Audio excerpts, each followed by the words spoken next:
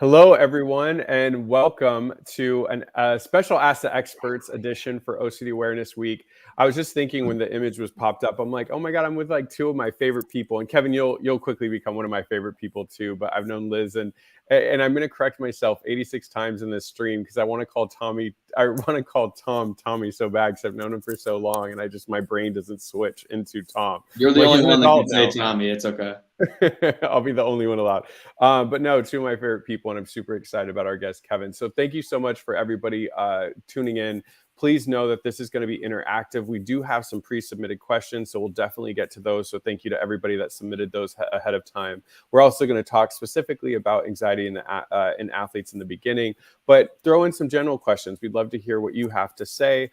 Can some of you relate with the topic today, or do you have specific questions for our guests? So my name is Chris Trondsen. I am a licensed therapist here in Orange County, California. I also am a lead advocate with IOCDF and board member, and just super excited to be with my partner in crime, one of my favorite people, Liz, who's also a licensed therapist in Houston, Texas. I was about to say Orange County, Texas, and I was like, that's where I live, not you. Who runs the McLean Houston residential treatment center. She also has OCD and is your national advocate. So we're super excited to be here today. I'll introduce our guests in a second, but I always want to start off with kind of the housekeeping that we have to make sure that we touch before our live stream. So reminder that this live stream is educational and is not intended to replace therapy. For treatment-related questions, please work with your provider and contact a local clinician. You can use the IOCDF's online resource directory at iocdf.org/find-help to locate a trained clinician near you.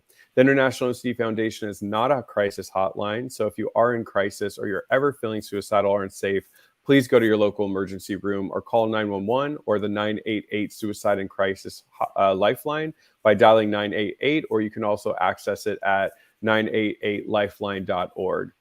Lastly, we want to create a safe space and be kind and respectful to everyone. At the end of the day, we're all here to support one another. A note, this is being broadcast on several social media platforms and is being recorded.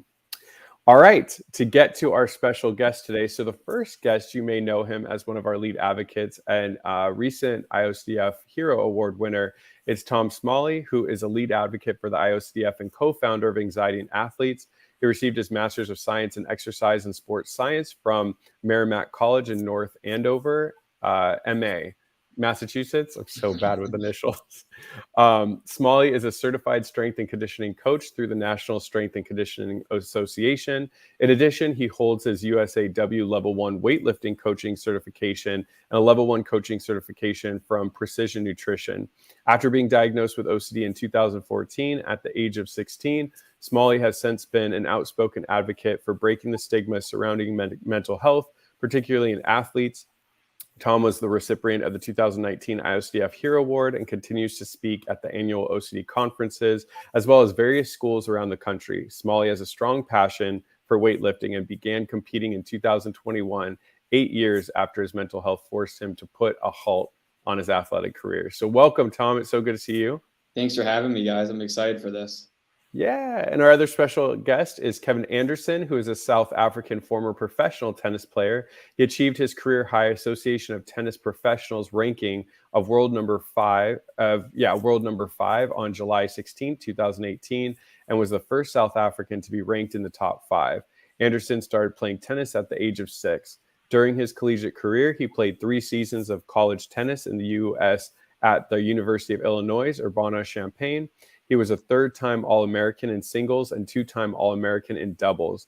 Anderson announced his retirement from professional tennis in May 2022 and currently resides in Florida with his wife and his daughter. So thank you so much, Kevin, for being here.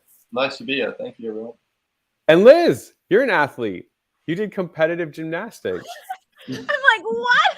I'm not an athlete anymore. I'm a mom. I don't even I go know, to the but gym.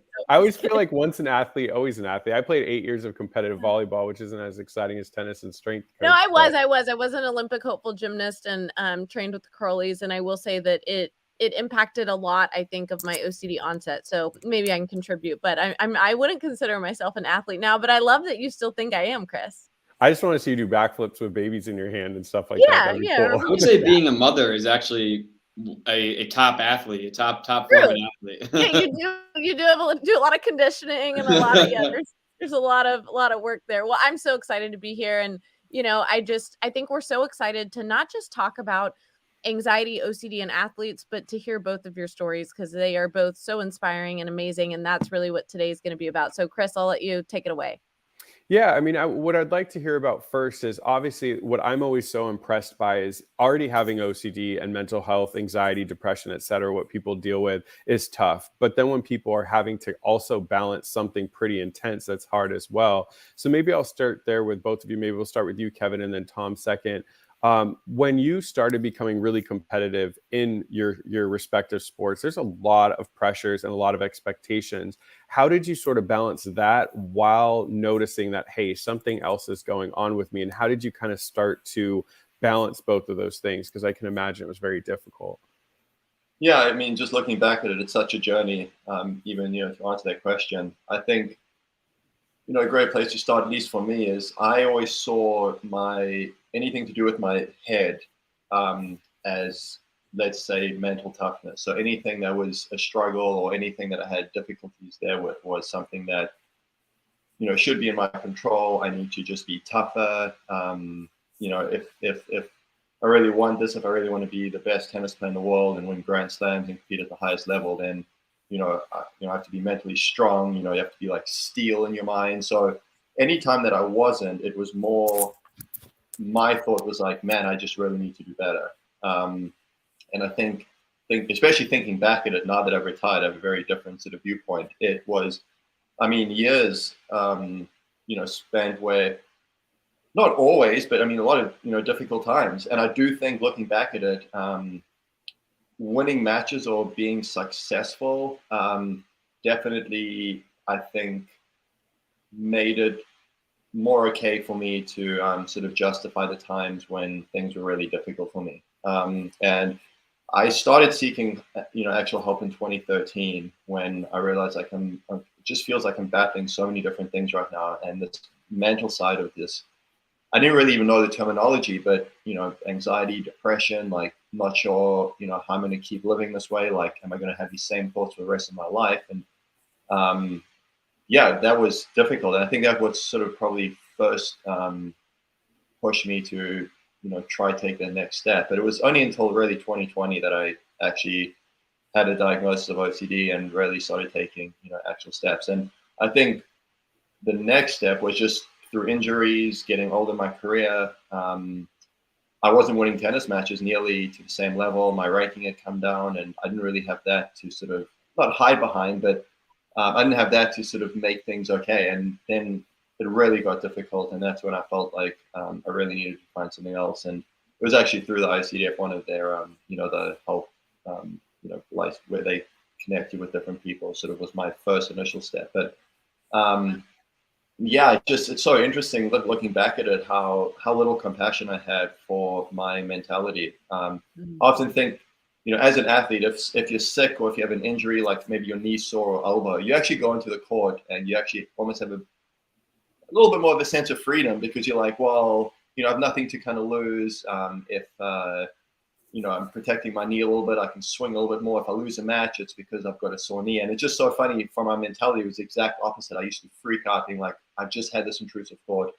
I hope this doesn't affect this, the outcome of the match. If it does, I'll let myself down. I'll let my team down. I'll let my family down.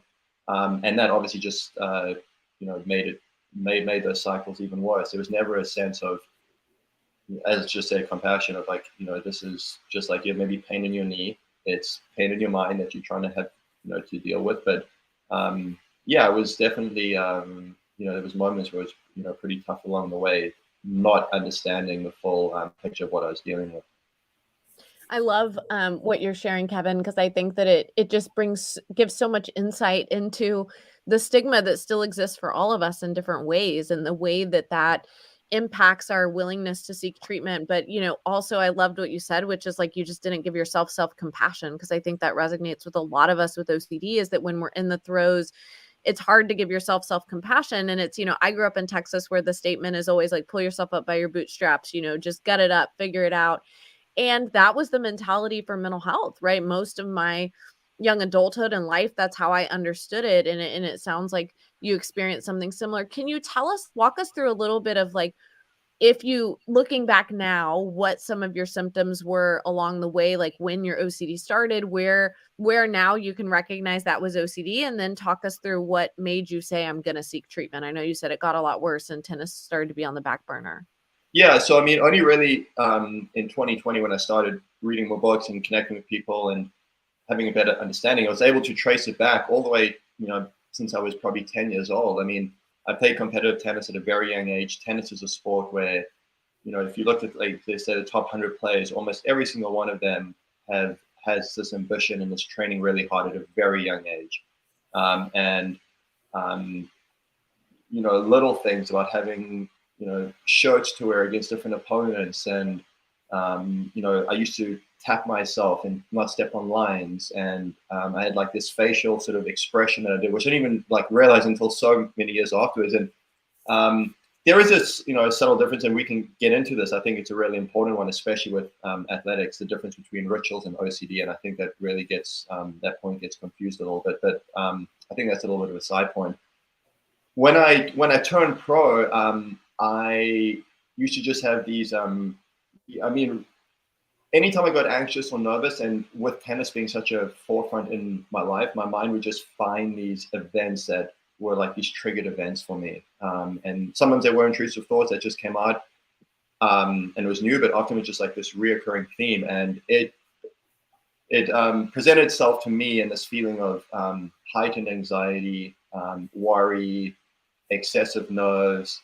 And then when I wasn't playing, it would be this like, I was depressed. I didn't know it at the time. I didn't want to admit that because I think a little bit like you, is like coming from South Africa. Mental health just wasn't even, didn't even sort of cross the radar. It was like, well, you're in control of what you think, and you need to pick yourself up. It was completely along those lines. But just there was times, like especially off the court, where I just felt, really sort of down in the dumps. I remember yelling at myself, like trying to shake it off me, like it was just something on my back I needed to like shake off. And just obviously that didn't really work so well. It was just more about time that sort of went away. And then, so I think those were probably the biggest symptoms that I had. And then, the tough thing with me just playing sports was, and again, I really want to talk about this as well, just this idea of, how OCD is a real hindrance. In life, especially in sports, because, I'd have like a deadline where, if I was playing not before 7 o'clock at night, or if I was the next match on, and I would have an intrusive thought, and I'm stuck in this cycle. And now I'm worried, like, well, how am I going to get out of the cycle? And the match time is getting closer and closer. And that extra pressure and that like crunch of time just, made my mind stickier. I was even getting more nervous, as one does, just naturally, never mind having, these intrusive thoughts. And it just, there was a bunch of, a whole lot of times, going out into matches and just, dealing with all these other things, but just a mind and a body that was super, heightened and not excited in like a sort of calm way, but just a real, stressed, heightened anxiety, almost like panic. And that was, sometimes, pretty tough to deal with. And I think what was interesting is a lot of times people, if they look at me playing tennis, they often would associate me as super focused. I was, almost, I need to do something, show more body language. I was kind of like contained. And inside I was like, sometimes just, just so agitated. And I think that was almost maybe my way of trying to calm myself down. So I felt that was interesting, that sort of disconnect that I definitely noticed along the way. I think that's what's so difficult about this disorder, is because it's secret, private, in our heads. Nobody ever kind of knows what people are going through. And I think that's what I'm impressed about you and Tom. It's like you guys compete at such a high level in your respective mediums, and you have to be kind of on. I always think when you were talking earlier about needing to be strong, I think of like Carrie Strug, I think her name was, the gymnast from the US Olympics. And this poor girl's knee is like blown, she's in pain, but she still goes out there and lands, and we celebrate it. But that's kind of the level we expect like athletes to go at, even if it's physically or mentally deteriorating. So Tom, I know in your bio you talked about having to give up athletics.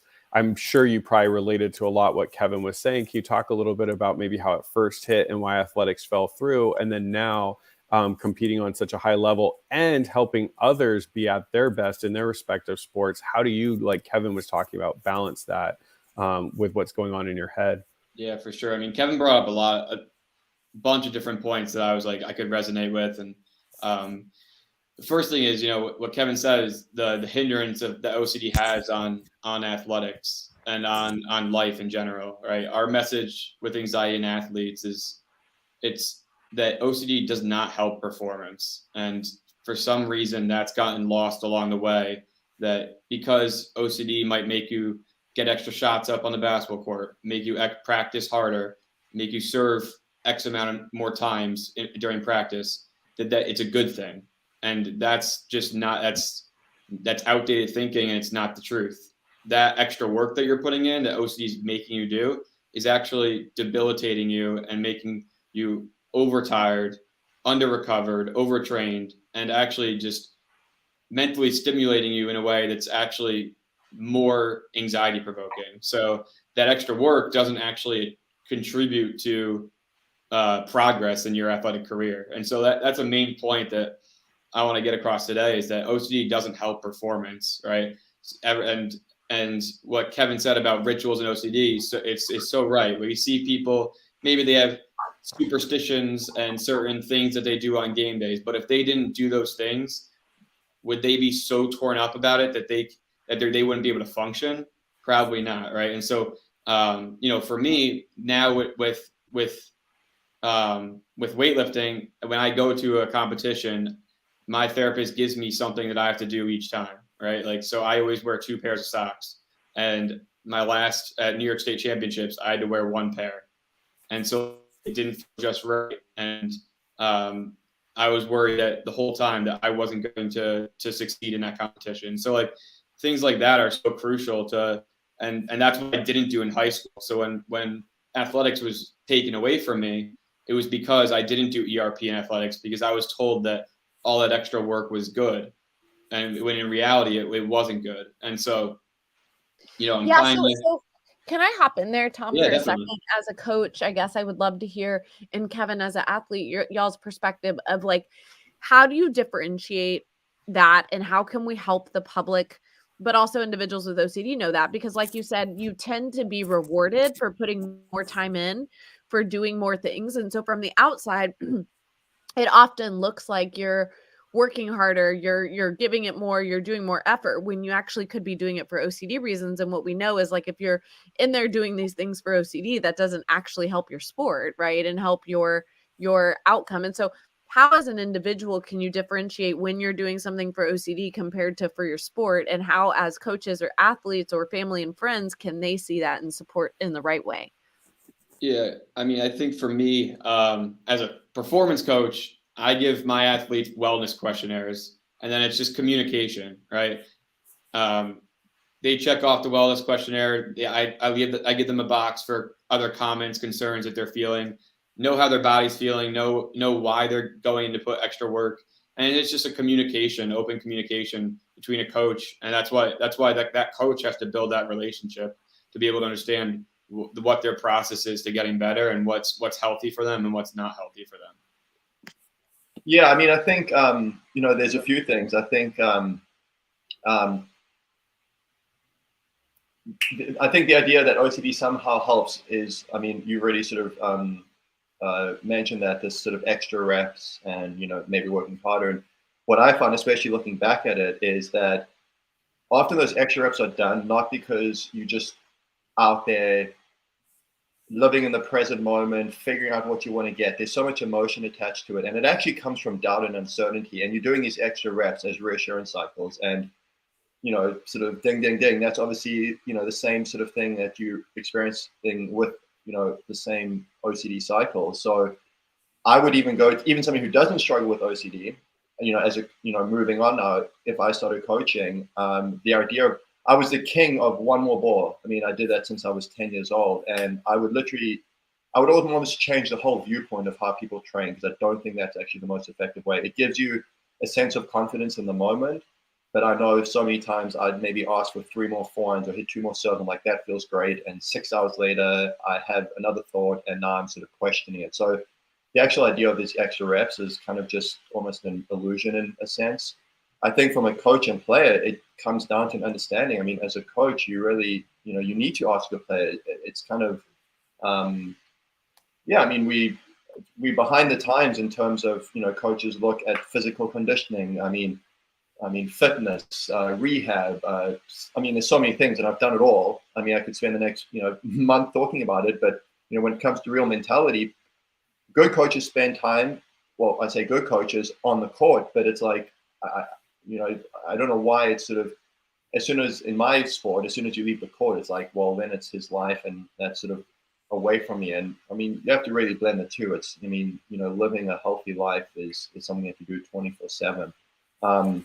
And I think lastly, in terms of another one that I've heard is from OCD, you have this sense of like people have extra focus, extra rituals, like habits. And I mean, there's just a difference. I mean, I serve the same way every single time, because as humans, I think we find comfort in something that we know. So like, I know that if I'm getting nervous, like I bounce the ball 3 times, only because if I'm getting nervous and then I'm speeding up, just that sense of familiarity helps me in that specific moment. Now, if, as Tom said, there's such a difference between that and, if I happen to do it 2 times, bounce the ball 2 times, I'm not going to be worried about, what might happen and all these intrusive thoughts and for the next hour. But there were so many other things that, did go down that path. So again, I think it's really important to have clear communication and really understand what is the purpose and why are you performing these potential repetitive habits on the court, or whatever your sport may be. And one of the things you just said that I love, Kevin, is flexibility, right? Is like, if you're willing to be flexible, like, so yeah, if I typically do it 3 times, but like, I do it 2 times. If I bounce the ball 2 times before a serve, I'm not going to be like triggered by it, right? It's not going to feel like there's this urgent need to fix it and correct it. Probably not OCD, right? We know that OCD doesn't allow for flexibility. It's very rigid, right? It has to be solved. It feels urgent. It's super strong anxiety. And that goes across the board. When people, as y'all are talking, I'm thinking a lot, Chris, I don't know if you are as well, about the overlap with perfectionism, OCD, right? Just because there's so much reward in perfectionism, is like most people who engage in perfectionistic behaviors do also do good at school, and that they'll get praised by the teachers for this beautiful paper or this, look how great you did, and they may be the model student, and there's this huge level of anxiety of like, but my OCD, like, does it also contribute to this or that? And we know that once you're doing perfectionistic OCD behaviors, it's not making your paper any better. It's not making your grades any better. Right now, you're just doing it for rituals. But again, what purpose is it serving? And the function of the behaviors. That's really important, you guys, to be thinking about, is what is the function of the behavior? And that's often how we start to say, is it OCD or not? If the function, if you're able to say, oh, it's useful, or it makes me feel good, or, I enjoy it, probably not OCD. Right? OCD is like, I feel like I have to do it. I don't want to, but I feel like I have to. It becomes dreading. The question I have for both of y'all, because you're both, athletes in different realms, and it's clear how much you've loved your sports, is, did your OCD start to impact your love for the field, your love for what you do? And I want to hear a little bit about that, because we know that OCD impacts all areas of our life. And so what was that like? And did you start to find that your OCD was impacting how much you loved playing? Yeah, I mean, for me, I think it's been, I retired in March, and it's really been an interesting 5-6 months for me, because once I've sort of allowed myself to take a clear look and sort of validate and have a more sort of compassionate sense of how I was actually feeling, a lot of things came to light. And, for me, I was stuck in this balance. I mean, this sort of fight between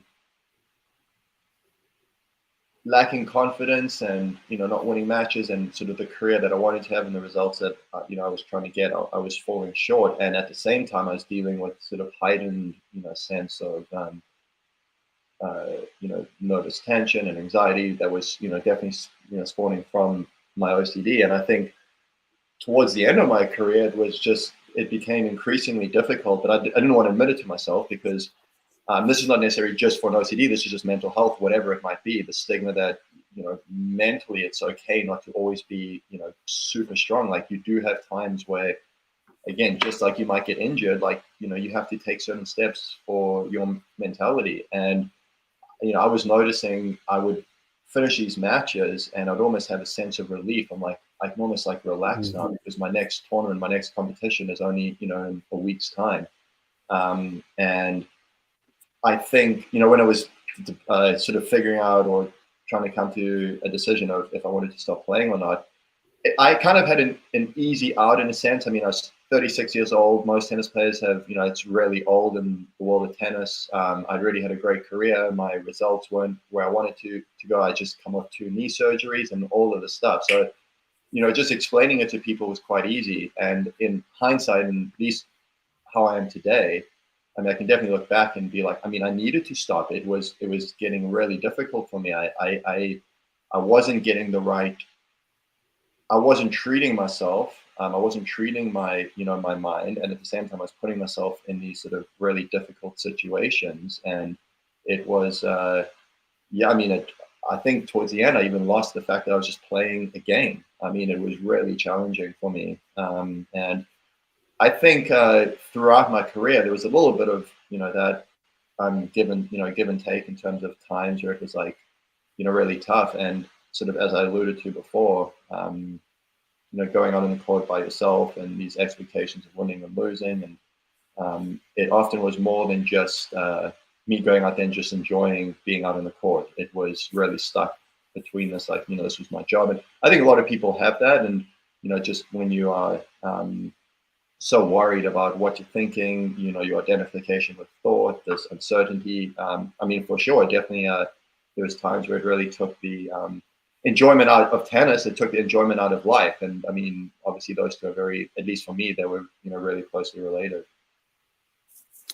Yeah, and one thing that you said earlier, Tom, and you had said it, Kevin, I'd like to open up to you first, Tom, and then to you, Kevin. What do you feel like the culture is in athletics, high competition athletics? Because you talked about it, Tom, like having your actual athletes that you coach doing a wellness check. That's rare. I mean, at least it was rare when I played sports. Nobody ever, I mean, they would always talk about nutrition and fitness and training. There was never a conversation like, by the way, are you all okay? So my question for both of you is like, what do you feel like the culture is when it comes to, is there a culture of like supporting in mental health at all from coaches, from trainers, from fellow players? Or do you feel like it's still pretty taboo? I mean, I think it definitely, we've seen improvement, but it's still pretty taboo. I know in certain sports, it's more taboo. So as a strength coach, I worked with college football, and football is a barbaric sport by nature, right? Like America loves football. I love football, but it is literally you sacrificing your body for the greater good of the team. And you see that with all the head injuries and everything that's going on in the NFL right now. But though that culture hasn't changed for the past 5 decades, right? And so like it is, you see the NFL trying to make these movements. I know the Indianapolis Colts are doing this thing called kicking the stigma. So there's movements towards that, getting that conversation more through those cultures. But it's a lot of be tougher. Like Liz was saying, like pull yourself up by your bootstraps. Like, if you're injured, can you, the first question is for coaches, and especially in football, is can you play through it? And so that needs to be not our first question. Our first question when it comes to physical or mental, impairments is that you need to ask, how are you doing? How are you feeling? Where are you at right now? And like, that's kind of why I incorporate those wellness questionnaires. And it's just about conversation and treating the athlete more like a human being than just an athlete. Yeah, and I love the fact that I do think that people are having more conversations, and I think that we're starting to recognize, because so many coaches, especially at the elite level, I think have seen the impact that mental health that goes untreated can have on some of their best athletes, right? And if they don't treat it, it's like you're not going to have an athlete performing anyways. So maybe it would be helpful and useful to sit down and think about treating it. So I'm hopeful we're continuing to go in that direction. And Tom, I 100% want to make sure you talk a little bit about anxiety in athletes and all the work IOCDF and you guys are doing to really bring awareness to this area. But before we hop into pre-submitted questions, because we had quite a few, I want to hear from both of you of what your journey to treatment was like and what treatment worked for you. And if you can just talk a little bit about kind of the power of evidence-based and good treatment for OCD and what it's taught you and what you've learned. Tom, why don't you go first? Yeah, for sure. I mean, I'd probably, I'm the biggest advocate for ERP and medication is really what it saved my life. For so long, when I was struggling so mightily, I kept finding therapists that would do talk therapy and that was it. And I'd leave the office and be ritualizing as I was leaving the office. And that wasn't doing anything for me. I was getting home and I was scaling the walls and walking on certain kitchen tiles. And my parents were like, all right, nothing has changed. And so exposure response therapy, and then the combination of that and being properly medicated, which I wasn't necessarily thrilled about at first, but that really helped me be more successful in therapy because it alleviated some of the anxiety. So I think the combination for me was vital to recovery, and without it, I wouldn't be here today. Yeah, that's thanks for sharing that, Tom. And I know we've spoken a little bit about it, and just a quick side note, it's really been fascinating for me. Chris, just to your previous question, what the culture is, because it's such a almost like this taboo privacy, like there's just so little open communications going on, and I really hope that sort of changes, and I do think that's already started to take place. For me, I also started with ERP, and it was challenging. I was doing ERP and playing at the same time, and here I am, facing all these, my biggest fears, stuff that I'm, so scared about. So that was tough. Getting on the right medication as well. I was taking medication since 2013. It wasn't. I don't think in hindsight it was the right sort of combination for me, but I kind of think of it, just being from tennis and spending so much time in the, the physical realm. If you have a sore knee, if somebody just gave you ibuprofen, I mean, it's like a Band-Aid. It's not really, I mean, it'll take the pain away, but you really need to do exercises as well. And sometimes removing the pain allows you to do the rehab. So that's where I think getting that combination is really important. I think for me, in addition, where ERP was, definitely a fundamental and a cornerstone. But I think I would almost venture to say, for me, the whole concept of living a healthy lifestyle, and in addition to mindfulness, I think has really been probably the biggest things that have really helped me. I started reading. One of the first books I read was John Hirschfield's book, and his first chapter goes into mindfulness and our identification with thought. And I think that's that's a different conversation, but I think that's a root sort of, you setting yourself on a really tough journey if you really think every thought that goes through your mind is something, worth exploring. And that takes a lot of time, and, it's definitely a journey to get that. But that's definitely helped me. And I think ERP, as effective as it is, I think there's a basis, towards doing that. I wrote just down some things that I've been doing: breathing, sleep, diet, exercise, journaling. All these things make that process, a lot easier to deal with, because at the end of the day, ERP is really difficult. And if you're about to start an ERP sort of routine and you are not breathing correctly, you have shallow breathing, you're already in a really heightened sense, it's going to be really tough to do that. So, just again, to the physical, realm, it's, just take care of yourself. I mean, and there's a lot that goes behind it. It's, it's just living a healthy lifestyle. And then, as sort of, Tom mentioned, I kind of see myself, I went from doing these specific ERP exercises, and that was where I started. And now I kind of like, I try to embrace ERP lifestyle that, every day is, there's so much uncertainty, and there's so much, and I think, that can really be applicable to, to anybody. Totally. Well, and I will just say, Chris is going to take over, and I really am going to be quiet, I promise you guys. But ERP as a lifestyle is what we just want to hone in on, and I think, Kevin, what you were talking about with mindfulness, and in John Hirschfeld's book, for those who haven't read it, you can definitely take a look. And it is ERP actually, right? So like his version, it's not what some people think of as mindfulness is like, oh, we have to sit there and have no thoughts and just be at peace. No. No. Mindfulness is like, can you allow thoughts to come and choose to not respond to them? Right. And that's exactly what ERP is. And so I also agree wholeheartedly that I think that there's a lot that goes into our mental well-being and our mental health in general, as well as our physical health. And if we're feeling depleted, if we only get 4 hours of sleep, our willingness to engage in ERP and our vulnerabilities are going to be increased. Our willingness is going to be decreased, and it's going to be tough to do it. So it's about the whole picture, right? And it's about moving into ERP as a lifestyle. And I hear both of you doing that. And so anyway, so excited. Chris, hop in. Libby, what I wanted to sorry, I just wanted to just add in one part there, because and there's maybe just a question, not a question for you, but I mean, maybe just a couple minutes to elaborate. When I was listening to you at the IOCDF conference, I remember you were talking about it's ERP plus this accepting uncertainty, and I think that's a really key next step. And as important as ERP is, and I think that's a great beginning, I really think it's at least for me, had I sort of embraced that or understood that better earlier on, I definitely feel like my ERP would have been a lot more effective.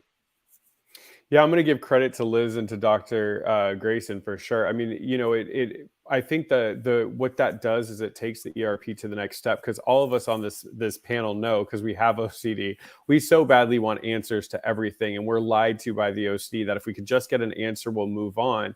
But what I always remind clients, and I reminded myself in my own treatment, is we deal with uncertainty all the time. I mean, I used to work in restaurants, so I can tell you some stuff goes down in the kitchen, but we don't know, right? We eat, we trust, we hope it's okay, we know our stomach will take it. So that lifestyle piece is something that Liz and I have been screaming from the rooftop, because then it feels less like I'm doing treatment and it's more like I'm living life, constantly pushing through. And that skill is never going to be something bad. I mean, it's going to take you, all the time in different areas of my life, do I see that skill helping. So I'm glad that you pointed Chris, that out. we talk about it all the time too, right? That it's ERP as a lifestyle. I think it has a bad rap because some people think that means every day we have to like do this pre-planned ERP and it has to be exhausting. And no, what it means is you just start to live life and you don't give into OCD, and that is what ERP is, right? The plus is, how do you make ERP and accepting uncertainty a part of your life instead of it being, again, this rigid activity that I have to do for each trigger, right? We don't want it to feel like whack-a-mole of like we deal with one trigger, a new one comes up and a new one comes up. And I always tell people, if in therapy, after a long time, if you're going to therapy every week and all you're doing is talking about your triggers from the week and setting up a plan for how to address them, and then you're doing the same thing the next week, like something is going wrong. You should be talking about across the board, like where you're seeing some struggles, but like thinking through how to better lean in. And really, it should be like, are the concepts really resonating with my life and with my lifestyle, not how do I deal with this current thing? Because that means we're still like in the throes of OCD tricking us into believing there's urgency every day.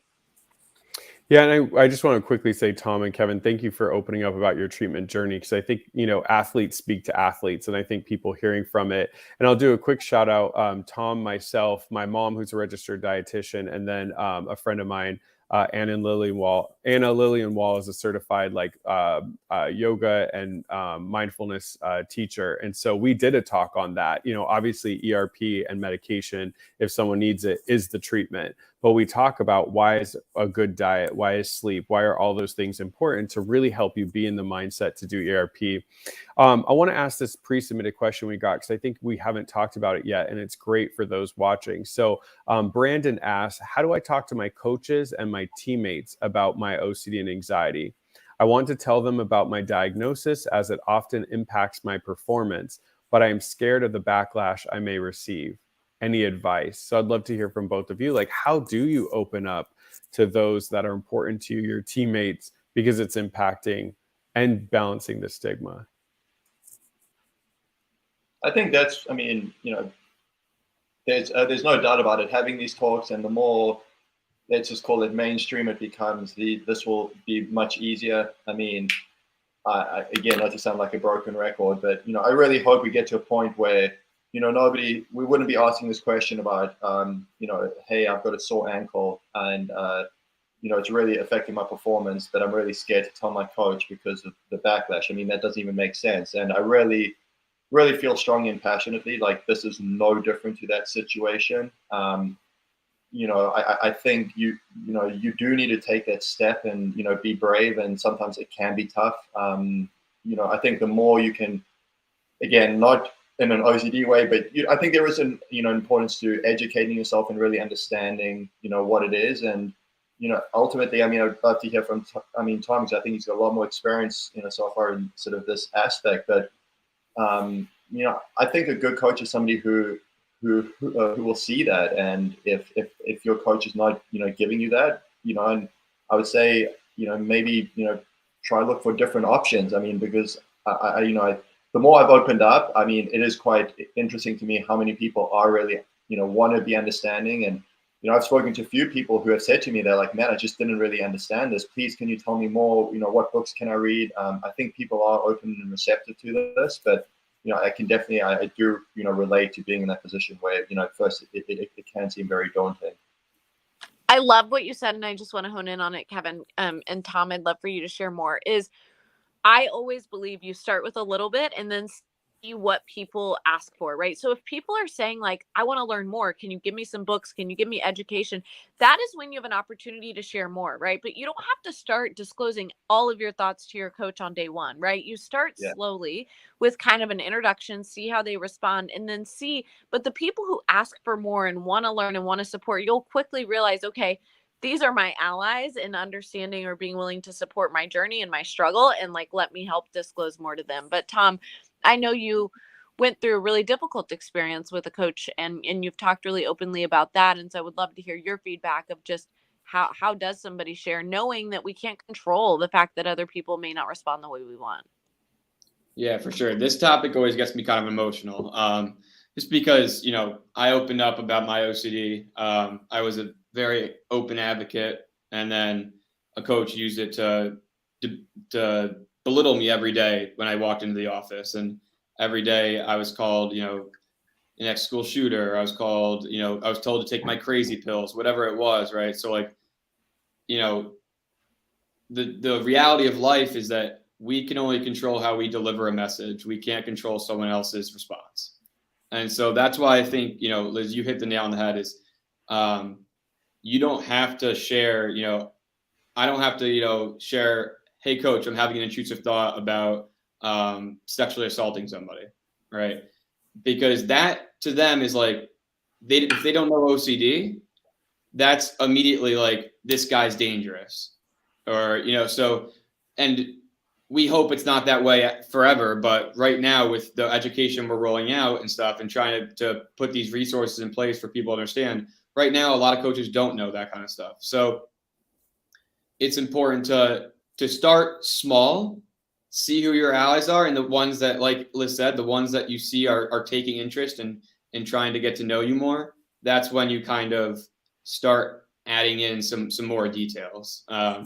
And hindsight's 20/20 for me, right? I might have probably overshared and went fully in, and somebody used it kind of against me instead and didn't accept me for who I was. But one thing I learned from that is that not everybody is going to have the response I want, and that the people that come at me with that are the people that I don't really want around. And so, now with my weightlifting coach now, he's a national level coach. I posted a screenshot of our messages yesterday. Like, I was having a crappy training week last week. Like, and he's watched my documentary. He watches these live streams. He listens to my podcast, but it's because I started with, hey, listen, like, I deal with this. If you want to know more, I'm open to talking about it. And he knows that because it's an individual sport and he wants to be on the same page as me, he wants to know more about it. And he wants to know more about that mental performance side. So it's about starting small and then gradually opening people up to it. Well said. The next question that I'm going to ask, we already kind of covered it. They asked about why is there so much stigma centered around mental health and sports. I feel like we answered it. So I want to shift to a question that I was going to ask anyways. Why is today important for both of you? Why was it important to come on during OCD Awareness Week and really help be a part of fixing that question that we got pre-submitted? So I'll start with you, Kevin, and then you, Tom. Why was it important to come today and just help knock down some of that stigma? Well, I think for me, just as I reflected, on my career and the battles that I had and how much I suffered just by myself, and and I had such a great support system. I had amazing family who gave me this opportunity to play. Fortunately, I had success. Early on in my career, I had resources, I had people around me, and still I was fighting this, this internal battle, and I think the just this sort of urge to share that with other people, and people are not alone in this is something that's really sort of something that's spoken to me, and also just sharing the knowledge of this isn't like this death sentence, and that's for me it felt like that at periods of time. I mean, it felt like it got to the point of like these intrusive thoughts. I'm like, well, not only am I struggling with this, but I'm not even going to be able to talk about this later on in my career, because this would be just really difficult and humiliating, and so just sort of I think two things, at least for me, is breaking this ridiculous stigma that still exists, and then secondly trying to point people there's amazing people who are so involved in this world, and it is a little bit sort of hidden at the moment. You kind of need to sort of find your way to the right places, but once you do, I mean, the resources, the people, the books available, I mean, there is so much that's going on, and I really want to try to play a part in just making that a lot more available to people who are looking for it. Well said. For you, Tom? I mean, I think for me, it's a combination of knowing how myself and how Kevin suffered in silence for so long, and I want to prevent that. I don't want athletes to have to, or anybody that's facing this disorder, to have to suffer in silence at all. And I want them to be able to be open about it, just like they would be open about a physical ailment. So for me, that's my life's mission, really, is to educate that specifically this population about the changes that need to be made, and provide those resources. Well said. I'm going to hop into a couple questions, and I know for time I'm going to direct them specifically at some of y'all. So Tom, I want to start with you, but the question is, as a team coach, how can I support my athletes who are struggling with OCD and mental health? Yeah, it's a great question. I think the first thing would be is seek professional advice too. I think so many times coaches try to be a licensed clinician off the bat and think that they know how to handle those situations. I think what we're doing with anxiety in athletes, obviously a self-plug here of what we're doing, but if we can provide those resources and those workshops to coaches, then they're better equipped, not to treat an athlete, but to understand signs and certain things of what to say and how to help an athlete cope. And so for right now, I think just showing that you struggle, it doesn't have to be a major struggle. It doesn't have to be anything so deep into your personal life. But I know when I share my story, my athletes are way more apt to talk about their story and their struggles. So showing that you're a human being and that you're not just this authoritative figure is super crucial to building that relationship and that trust. Totally. And I love the plug for both anxiety and the athletes and the goal, right? The goal is not that coaches become clinicians, just like the goal isn't that your family members become your clinicians, but family members need to be equipped with the tools and understanding of the illness so that they don't enable and instead they effectively support us. Coaches are no different. When you think about anxiety in the classroom that IOCDF created, the entire point of anxietyintheclassroom.org is for parents of kids with anxiety, for teachers with kids with anxiety, to learn how to support them and to get them working with a licensed clinician who specializes in OCD treatment. The goal, though, is that while the coach doesn't become the therapist, they do become a collaborator, right? We want them to collaborate together. This should be a team approach, your family, your support system, and your clinician, right? To figure out what makes sense and what doesn't. Because sometimes some of the statements that coaches make, right, and maybe they even think it's motivational, can actually really be impacting or enabling OCD. 100%. And we need to understand it fully. So last question, Kevin, is for you, but what are some ways that OCD might interfere with one's athletic performance? You could share some personal examples, but then also ways you think it might impact others. Yeah, I mean, for me, it's, we can go through, at sort of the top level, these intrusive thoughts and this worry, and, you can talk about being distracted and, not focusing on what's going on. But yeah, I mean, for me, it really impacts it because, ultimately, if you just, athletes just talk about being in the zone and, how do you get there? And in the zone, it's sort of free flow. Things are coming naturally. You out of your head. You just sort of, intuitively reacting to what's going on. So you can imagine if you're now, fearful or anxious and really stuck in trying to, go through these elaborate reassurance cycles of, for me, it was, definitely along, like the pure OCD of, just this endless, justifying, reassuring myself. I mean, this is not a state to play, it's not a state to just be present and mindful in anything, let alone, trying to hit, a moving tennis ball in front of, thousands of people watching. I was just thinking earlier, the difference between a ritual. I bounced the ball 3 times, I try to, obviously sometimes you have to adjust because, there is a serve clock and, maybe often you need to restart, but, I'd say for the most part, that was something that was really helpful. What's not helpful is when you are, I was playing in the year-end Masters in London, and I was playing Roger Federer, and, millions of people watching around the world. We're playing in the O2 Arena. There's probably 20,000 people there. The previous day, I had a day off. I got hit with a, intrusive thought. I didn't really know how to deal with it. I was trying to justify my way through it, trying to reassure myself, being like, this doesn't mean anything. And now I'm trying to get ready to play the match against arguably one of the greatest players of all time. And, I'm out there and, just the spotlight just seems on me, and I'm trying to battle this. Like, I don't want to lose this match because of that. I'm in the semifinals. This is the best year that I've had. This is the last tournament of the year.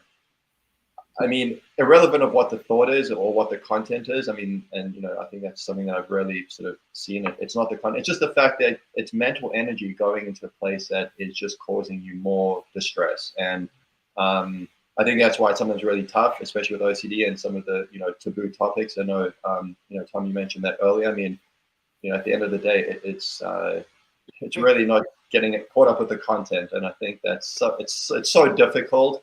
And I've been there, and it's still something that I feel like I'm much better at, but it's still something that I'm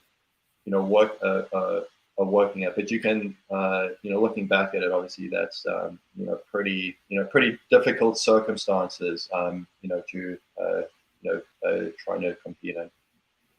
Yeah, the difference, right, is kind of like the tennis ball ritual probably centers you and gets you focused and ready and helps you, where OCD takes your focus away from what it needs to be on during the match, right? Yeah, and it decenters you the whole time. Yeah, I have to sort of remind myself, because when I hear, and I've had a few conversations of this, idea of how OCD can help you, my first response is I get so almost angry and agitated. I'm like, same. I just don't understand this, and then I try to be mindful again, and do what I'm doing throughout my life. But it just, I can see maybe from the outside, if you haven't really spent time sort of understanding it. Tom said, you said it's a bit of an outdated way of thinking. I just think it's not even outdated. It's just a misunderstanding. It's just not really understanding what's going on. I think to some levels, I think it can be a very ignorant comment. It's come from a place that people haven't really understood and taken the time to see the difference. And even though it might be subtle from the outside, I think we can all sort of talk to it's really worlds apart from the personal experience. 100%. And this is where OCD is not an adjective comes from, right? It's a thought process that when people think of it as an adjective, that's when they talk about it being helpful, right? Oh, my roommate's so clean, or this person loves their desk organized. And it's like, that's not what OCD is. If you're thinking your OCD behaviors are helpful, it's probably not OCD. Chris, I know we have another question. Yeah, I want to get to this question just because they asked it right away, and you guys can keep it precise because I know we want to do a wrap up and give you all a final thought, but it comes at 12:04 your time, Skylar, right at the start. So it's from DeliaS13 on YouTube. And they just, maybe each of you can give kind of like a really kind of like inspirational, like tangible thing they could do. But they ask, on the topic of OCD and athletes, how do you maintain a strict, effective training regimen, even when anxiety makes it both physically and mentally tough, on top of the workout itself? They asked a little bit of a follow-up clarity and said, do you usually have to push through and also look for the end in it, even when things suck with your OCD and you can still enjoy things? So how do you, like, what would be like kind of like a good point for someone who's really struggling to keep up the demands of being an athlete and struggling with anxiety? Any kind of tip? I think, from a physiological perspective, pushing through is predominantly never the answer. I know from a training perspective for me with weightlifting, if I know that night that I'm pushing through, I cut that session immediately because I know I'm going the next day and I need to be fresh for the next day. So pushing through isn't going to help you. It isn't going to be beneficial for you. So I think to maintain a strict and effective training regimen is to identify which parts of the training regimen is being influenced by OCD and anxiety, and which parts are effective. Once you can separate the two, then you can start doing ERP within the training regimen and make sure that you're addressing those concerns. Yeah, I mean, I'm thinking I kind of took myself to being in the gym, let's say, in the last sort of 6 months, and one of the first things I do is almost just sort of reset. I go, just to myself. I maybe take 10 breaths, really, consistent. I really feel, center myself, whether it's maybe 10 breaths or 20 seconds. And I kind of just try and notice what's going on. This anxiety, how is it presenting itself? Okay, my chest is feeling tight. I feel, whatever those concerns are, I just try to simply notice them and try not, place judgment on them. And then I see, I try to get back to what I'm doing. But I think the key part with what I do now versus what I did early in my career, and I think to Tom's part, is I don't feel a sense of like, I'm muscling my way through this. Like I'm just going to, work harder and like just push my way through here. And I feel like I'm sort of compassionate. I'm just being present sort of moment by moment. And I think that's been really helpful for me. I think that's really different from the idea of, well, I have to get this done. And if it's a day where you're like, man, this is just really tough, there's no harm doing something else. Just, go do 20 minutes of yoga. I can guarantee you that's going to be more effective than doing your full set of, deadlifts and trying to, max out or, whatever it might be, because it is draining. So there's nothing wrong with changing what you're doing. I mean, adapt to what it is. And again, I know I'm going to sound like a broken record, but if your knee's sore, you don't continue doing squats. You maybe do something else. So, if you are really feeling tired and you in a physically tough workout, whether it's cardio or strength, listen to what your body's telling you. Change it up. Whether it's maybe breathing, yoga, stretching, meditating, whatever it might be. There's so many different things you can do. But just really listening to your body, I think, is something that's really important. And again, I mean, it sort of goes back. If you're on a team setting and your teammates are doing it and your coach expecting of it, like I know it can be tough, and I think that's just trying to find yourself in a situation where people are understanding. I mean, I know it's much easier said than done, but start small. Tell your coach, man, I'm really struggling with whatever it might be. Do you mind if I do something else? And if the coach is not going to be open to that, I would suggest maybe trying to find a different place to train if that's possible. Well said. All right, we are at time, which is always crazy because this goes by so quick. But before we go, I want to give all three of you a final thought. So I'll start with you, Liz. What's your final message for everyone? Actually, I'm gonna steal the line off Kevin's shirt, which is love the game. And I love that because the goal for anxiety that athletes struggle with or OCD that you struggle with is that we can get you back to loving your sport and not have OCD play a role in that. And that's the message we send everyone, athlete or not, right? It's how can you get back to living your life without OCD impacting it? And that can happen in your sport, that can happen in your life with proper treatment. And these individuals are living proof of that. So I just want to really say thank you so much to Kevin and Tom for sharing your story, opening up, because I know it will help so many people. I also want to say there's been a couple of viewers asking some different questions. One question was, what do I do for overthinking? We have a lot of different webinars on this, so please check out our webinars at IOCDF's YouTube page. You can search within, so you can look at the ERP webinars. And of course, Chris and I will have our continued Ask the Experts. We'll be back in 2 weeks where we will continue to answer questions, and we can hop into that one and the others. Tom. Liz stole from Kevin, so I'm going to steal from Liz. Something that she always says, you know, whether it's in athletics or in everyday life, don't settle for just surviving. Like OCD is you can get past OCD and thrive in your life. So strive for that. I just rhymed like 3 different times.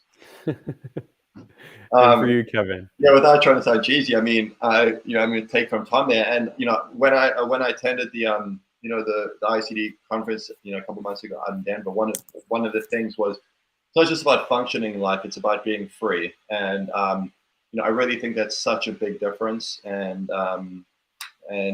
especially in this world where there's a lot of people that it is really difficult to talk out. We sort of view people about how how they're doing just upon maybe the results or what's going on. But at least for me, just taking just a second to asking people, well, expressing yourself and leading by example, but just also asking people like how you feeling, and if they just say good, like without pushing the envelope, just I think just having these conversations and just being open and receptive, I think is something that I think would be a great step forward for for everybody.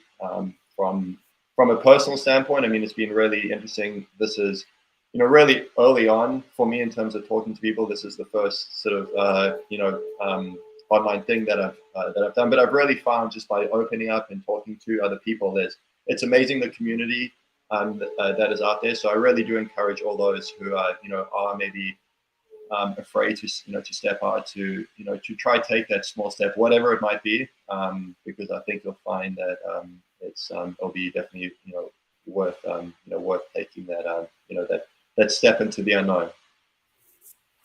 Well said. That's going to be my final thought. I think you three wrapped it up beautifully. So I just want to say, obviously, thank you to both Tom and Kevin for sharing the hour with Liz and I. We really appreciate it. Thank you to everybody in the comments and in the community that came out, and those that will watch this back at their convenience. And then just lastly, happy OCD Awareness Week to all. So quick announcements. Don't forget that tonight at 8 p.m. Eastern, there is a virtual young adult meetup. I'm super excited to be there along with Kyle King and some other young adult advocates. So that's on Zoom. And then tomorrow at 7 p.m. Eastern time, head over to IOCDF's Instagram. So at IOCDF. So one of our lead advocates who we love, Katie O'Dunn, is going to feature a lot of different advocates. So you can meet them and hear about their passion projects. So definitely hang out over there. There's also a lot of the walks happening. So go to iocdf.org/walk. And that way you can join one of the 1 million steps for OCD walks. Most are in person. So check those out. And then don't forget that registration for the online OCD conference is now open. So head over to onlineocdconference.org. That's going to be from November 4th to 6th. I'm excited to speak with Liz and with Tom. So please head out over there and save that date. Lastly, don't forget that this is one of many live streams. You can see the entire schedule. You can also do the pre-submitted questions that we got to at iocdf.org/peace of mind. And you can watch past recordings, including this one, at the IOCDF's YouTube channel, which is youtube.com/IOCDF. Make sure to get subscribed there so you get notified. And then lastly, of course, head over to iocdf.org for all of your resources. Thank you so much for everybody for joining us. And happy OCD Awareness Week. Thanks again, Thank Tom y'all. and Kevin. See you guys. Thank you. Thank you, Kevin. Thanks, Tom.